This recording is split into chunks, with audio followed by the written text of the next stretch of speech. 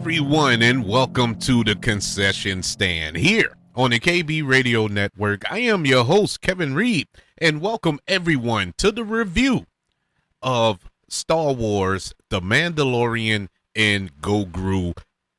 This film is, of course, a continuation of the Disney Plus TV show, The Mandalorian. And the film stars Pedro Pascal as Din Djarin, a.k.a. The Mandalorian.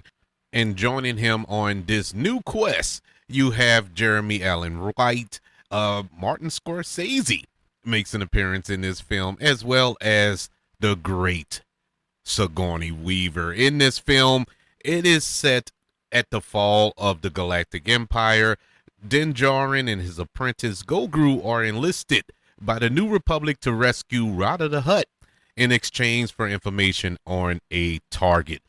I was looking forward to this film for the simple fact we haven't gotten a Star Wars film in the theater in God knows how long. When was the last time we got a proper Star Wars film in the theater? I can't remember. That's how bad it was. But now we finally get one, and it's a film that is based on Star Wars, well, at least one of Star Wars' most popular shows that they've put out in the last 10 years, The Mandalorian. I think universally everybody enjoys that show. And so you can't go wrong, right? So we get The Mandalorian and Grogu. And even though I was excited, I did have some skepticism about the film for the simple fact you have a movie that's based on a TV show. Are we going to get a TV show disguised as a movie, or are they going to ramp it up and turn it up to 11 and give us a proper theatrical film? Or are we going to get a Star Wars film? Well, I think it was the first option.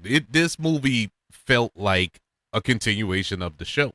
This felt like 2 episodes of The Mandalorian season 4, if you will. This was basically season 4 of The Mandalorian. It didn't feel theatrical. I think that's my big problem with the movie. Besides that, I actually enjoyed the film because I enjoyed the show. So it didn't take away. It wasn't like this was bad. You know, if you're a big fan of the Mandalorian television series that's on Disney Plus, you should enjoy this movie. But if you're going into this thinking you're going to get lightsaber battles and Darth Vader and, Death Stars and all that out of this Star Wars movie, stay home. This is not the movie for you. Now, I will say that they did ramp up the scale.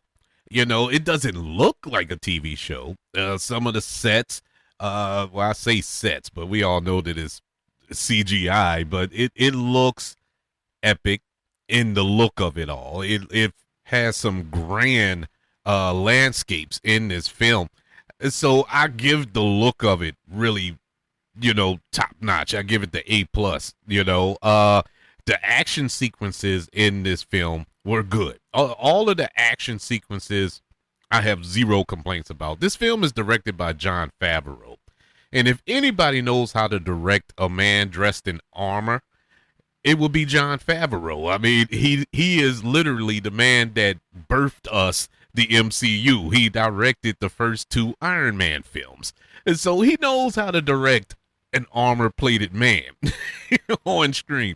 And so he does a good job here as well.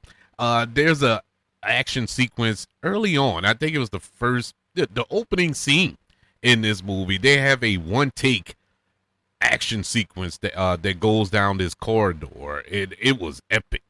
That looked really, really good.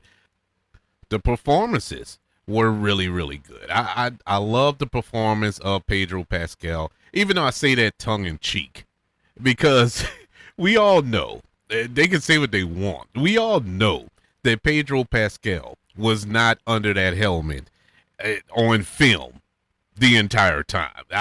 We know this for a fact. Now, we do get a scene in this film where he is without the helmet just to save grace, just to say that, yeah, Pedro Pascal is in this movie. And so we get a scene, and it is a real good scene, and I enjoyed that scene a lot. But aside from that, it was more voice actor, and no knock on that because that is hard work. But his character was his character. The Mandalorian was the exact same that we remember from the TV show. Jeremy Allen White as Rada the Hutt. Look, I don't know why Jeremy Allen White, who's an exceptional actor, you may know him from The Bear. He's an exceptional actor. Why they felt the need to cast him as Rada the Hutt, I have no earthly idea. But hey, it is what it is. It is weird to see a Hutt cut up like he's Arnold Schwarzenegger or something in his prime. This was a weird looking Hutt, but it worked for the story that they were telling in the ring, in the movie, because he was mainly in a fighting ring, and he was in this gladiator battle. It reminded me of Thor Ragnarok when Hulk was on that planet and fighting these battles. It was the same setup there. And so nothing new to see here. But instead of the Hulk, we get a Hutt.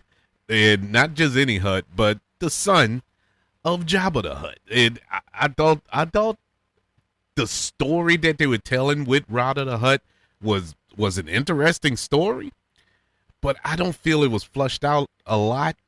His quest to be independent and whatnot, and trying to break away from his father's shadow. That's a good story. Now, we've seen a lot of movies with that story, but in this aspect of this world, with a Hutt trying to break away from being a Hutt, I think they should have explored that a little bit more, his character a little bit more. But I got the point. We get the point. I just wanted to see more of that story. The addition of Sigourney Weaver. You can't go wrong with Sigourney Weaver, Funny to see her interacting with aliens that aren't xenomorphs.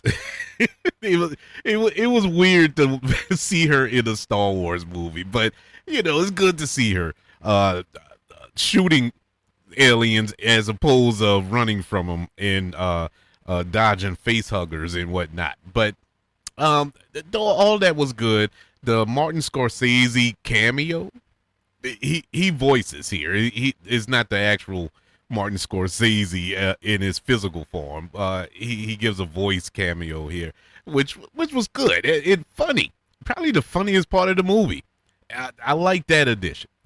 Aside from that, it's not much to draw from this movie. I was hoping to get some story about Grogu. I mean, we've been through 3 seasons of the show, and we've gotten this movie, and we know little to nothing about Grogu. What role is he going to play in the future?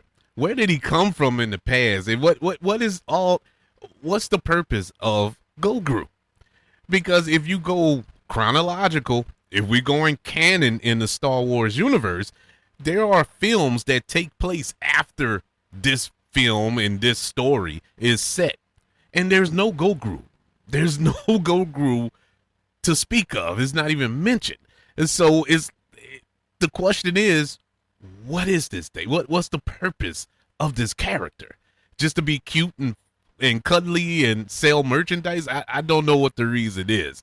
I would like to get a story that he's going to play a major part of the Star Wars universe going forward, even though we've seen that he does it. And so I don't know why they are shielding us from unveiling what role he's going to play in the future. Now, I know there's probably more stories they want to tell. We're probably going to continue on with the Mandalorian TV show on Disney Plus, which I wouldn't be mad at. But the story isn't moving. We're stuck in neutral here since like season 2, when he discovered that he has force powers and whatnot, and that's it. There's nothing else to that character other than now he's a apprentice under Din Djarin, I should say. And what does that mean? You know, it was none of that. This movie was just a mission that they went on and turned into another mission. It's being spearheaded off the mission that kind of failed in the first rib, and that's the story we got. And it's all fine and good. It was entertaining. It was a fun time. I don't hate it. I actually enjoyed it a lot. But if we going story wise, not so much. Not so much. Aside from all that, there's really nothing else to say about The Mandalorian and Grogu other than the fact it was a fun time. If you're a fan of the show, you'll be a fan of this movie.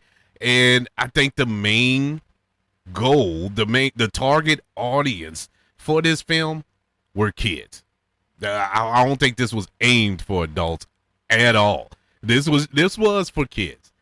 And not in the sense like they skimmed on the violence and the adult content and whatnot. Not in that particular sense. It was just kiddie. You know, it just felt like it was aimed for the preteen crowd, you know, for the new Star Wars fans, that generation. And I understand, you know, the old Star Wars generation are dying off. We're dying off. This all started 50 years ago. We're getting old. You know, and so it's smart to kind of get a new fan base going here. I'm not mad at that, but you also still want to appeal to those old timers like myself who are fans of the lore. But hey, whatever. Overall, I did like it. Star Wars: The Mandalorian and Grogu gets a letter grade of a B-. Yeah, I was looking for some big risks, and I got probably the most safe Star Wars movie of all time. They took zero risks with this movie. This was super safe. Nothing in this movie is going to offend anybody. If you find something in this film to offend you, you just want to be offended. That's simple as that. It's nothing that would offend you. Nothing that will bore you. Is not boring. You know, none of that. It's just safe. And sometimes that's fine. Luckily, it caught me on a day I was fine with it. I didn't get mad, but I know down the line, me personally, would it be something I'd run out to see again or look for when it finally hits Disney Plus and whatnot? Probably not. You know, probably not. But I am happy that I saw it. I want to know, what did you think of The Mandalorian and Grogu? Did you like it? Did you enjoy it? Are you hoping that they continue on with Din Djarin and the adventures of Grogu going forward, whether it's another movie or a TV show? Let me know. Email the show, kbradiopodcast@gmail.com. You can also search for the show on all social media platforms. Just search for the KB Radio Network. Also, don't forget about YouTube. Subscribe to the KB Radio Network channel and like this video if you don't mind. Don't forget about the 5 stars, the reviews, and sharing this show if you're listening on Apple Podcasts, Spotify, iHeartRadio, wherever you are currently listening to the concession stand here on the KB Radio Network. Everybody, thank you for joining me for this review of Star Wars: The Mandalorian and Grogu. Want you all to know that I love you. Continue to love everyone. And until we speak again, you all be blessed.